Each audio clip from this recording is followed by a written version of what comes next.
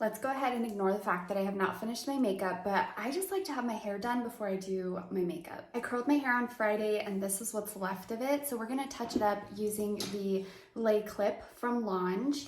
This is the 25 millimeter. It also comes in a 32 millimeter. To turn it on, you just hold down the power button and then you select your temperature by turning the wheel. I like to use mine at 380, so once it's reached its temperature, it will be a solid number.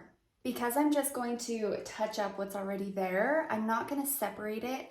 Normally, I would use alligator clips and start from bottom and work my way up to the top, but since we have some bend in there already, I'm just gonna grab random pieces to add a little bit more curl. I always like to leave my bang section for last, and you will see here there's really no rhyme or reason on how I am touching up my hair, aside from curling away from the face. I'm grabbing big chunks, little chunks, and truly just letting that curling iron do its job. Because I plan on putting in my extensions, this whole bottom section of my hair is actually going to be pulled into a ponytail, so I'm really just focused on the top section that you're going to see. This curling iron has a titanium barrel, which makes it so easy to curl your hair and so quick because the heat is more evenly distributed throughout the barrel. This technique of reviving your curls is so simple. Don't overcomplicate it. Just grab random pieces and add that curl. Here at the front, I'm over directing across from my face, going straight at the top and then bending towards the bottom to get more of that curtain bang. Now I'm just going back and touching up the very top pieces of the hair to add some more volume, then letting it cool. After everything has cooled, I'm just fingering through those curls and look at that beautiful wave.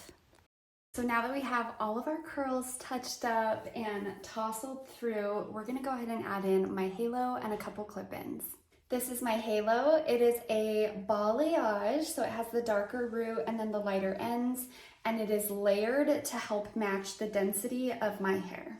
I did order it through Halo Couture, but you do have to have a professional order it for you, fit it for you, and blend it for you. Because my hair is shorter and I have all of this stuff sitting on my shoulders, you will see that line of demarcation and it not blending with your halo. So the first thing I'll do is put all this up into a ponytail. Using my fingers and tracing out that halo, pulling that section up, and then gathering all of that hair at the nape of my neck and securing it with an elastic.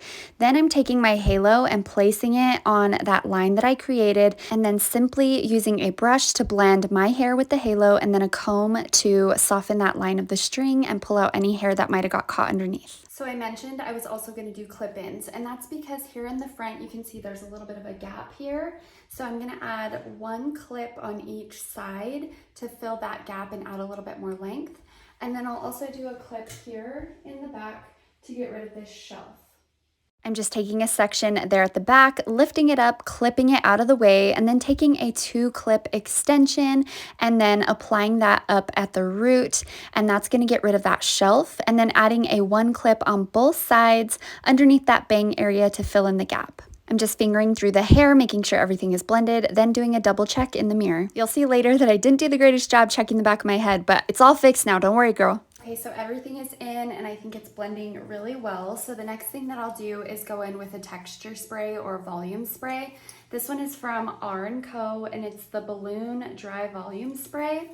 And you just want to give it a good shake. And then what I'll do is I just hold up my fake hair and give it a little bit of a spray from underneath, and it'll help give the hair a little bit more texture and keep it from like clumping up and looking separate from your own hair.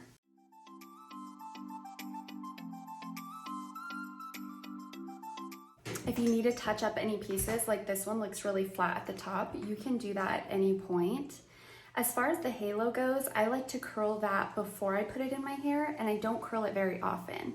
So what I'll do is I just hang it on the edge of a drawer and curl it, and then you are all good.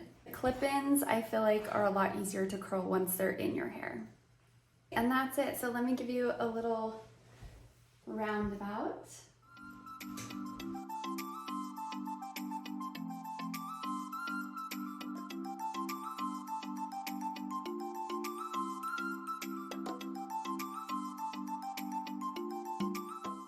If you're finding value here and you're enjoying these videos about makeup, hair, fashion, and you don't want to miss out on what's next, make sure you like and subscribe and let me know what you think.